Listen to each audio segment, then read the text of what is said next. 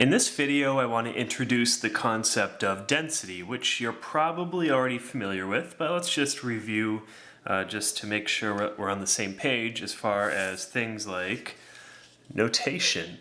So how do we represent density? Now, density starts with the letter D, so a lot of people choose to use a lowercase d to represent density, or maybe an uppercase D. In physics, people tend to use the letter rho. This is the Greek letter rho, spell it R-H-O, to represent density. And that's actually the one that I'm going to use, the Greek letter rho. So, what is density?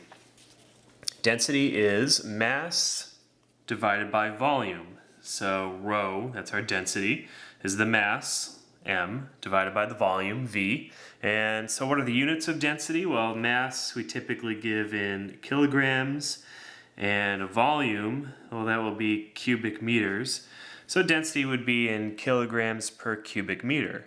Another common way to represent density is with grams and centimeters, and it turns out that 1 gram per cubic centimeter is equal to about 1,000 kilograms per cubic meter. I shouldn't say about, I mean it is. It's equality, they're equal to each other. So either one is fine. In most problems we're going to use kilograms per cubic meter since those are the SI units. That's the standard. But you could go ahead and use these if they're appropriate for the problem.